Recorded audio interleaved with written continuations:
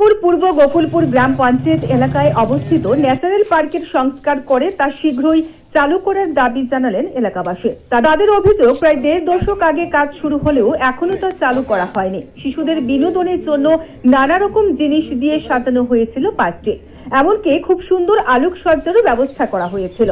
বহু টাকা খরচ করে এসব করা হলেও পর্যটন নিগম বা প্রশাসন কেউ এর সংরক্ষণের ব্যবস্থা করেনি। ফলে বর্তমানে তা নেশা কারবারিদের স্বর্গরাজ্যে পরিণত হয়েছে।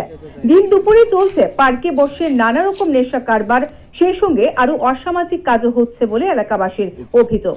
সেন্ট্রাল রোড থেকে স্টিল ব্রিজ পেরিয়ে ওপারে গেলেই রয়েছে উদয়পুর বিজ্ঞান কেন্দ্র। সেখানেই প্রায় প্রতিদিন রাজ্যের নানা প্রান্ত থেকে স্কুলের ছাত্রছাত্রী সহ নানা পেশার হাজারো মানুষ আসছেন। এছাড়া উদ্যান বিভাগ পরিচালিত মাতৃফলের বাগানটিকেও নতুন ভাবে সাজিয়ে তোলা হয়েছে।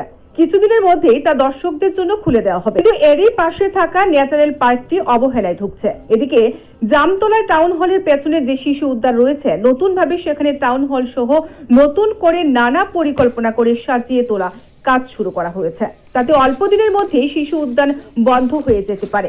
তখন ন্যাচারাল পার্কটি হবে শিশু কিশোর সহ নানা বয়সী মানুষের অন্যতম বিনোদন এবং আনন্দ যাপনের জায়গা। এসব কথা জানিয়ে এলাকাবাসীদের দাবি, রাজ্য পর্যটন নিগম সংশ্লিষ্ট সকলের সঙ্গে কথা বলে যত দ্রুত সম্ভব পার্কটি চালু করার ব্যবস্থা গ্রহণ করুক সরকার। এতে এলাকা অসামাজিক বা নেশা কারবার যেমন বন্ধ হবে, তেমনি পাশাপাশি 3টি প্রকল্প অর্থাৎ এই ন্যাচারাল পার্ক, বিজ্ঞান ভবন ও মাতৃফুলের বাগান একসঙ্গে চললে এলাকার আর্থিকভাবে দুর্বল মানুষেরা নতুনভাবে আয়ের রাস্তা খুঁজে পাবেন। প্রসঙ্গত, একসময় উদ্যান বিভাগ পরিচালিত মাতৃফলের বাগানটিতে আম, লিচু, সফেদা সহ ইত্যাদি গাছ থাকায় তার প্রাকৃতিক শোভা খুবই সুন্দর ছিল। প্রায় 14 কানি এলাকায় গোমতী নদীর পাড়ে অবস্থিত এই পার্কটি রাজ্যের অন্যতম একটি দর্শনীয় স্থান হয়ে উঠতে পারে। এদিকে এলাকাবাসীদের পক্ষ